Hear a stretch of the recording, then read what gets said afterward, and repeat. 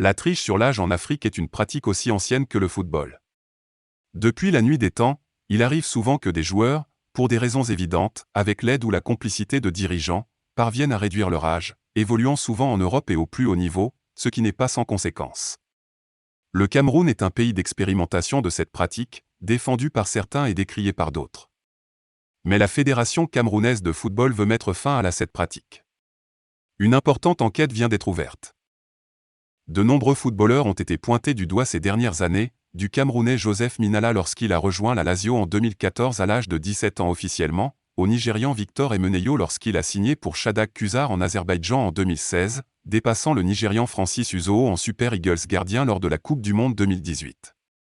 Kanu et Taribo West avaient également été interrogés mais sans preuve formelle fournie. La chambre d'instruction de la commission d'éthique de la Fédération camerounaise de football ouvre une enquête contre 44 joueurs et présidents de clubs pour falsification de titres.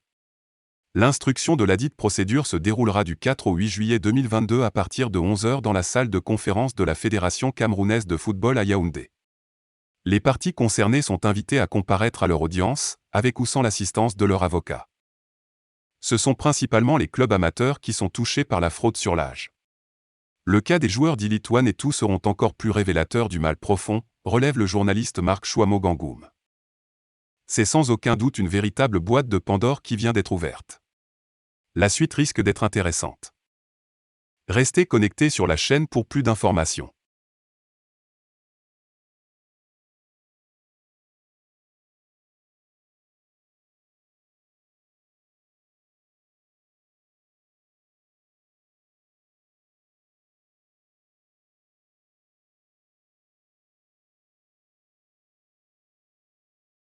N'oubliez pas de vous abonner et surtout de cliquer sur la cloche de notification. Likez la vidéo si ce n'est pas déjà fait. Laissez aussi votre point de vue en commentaire.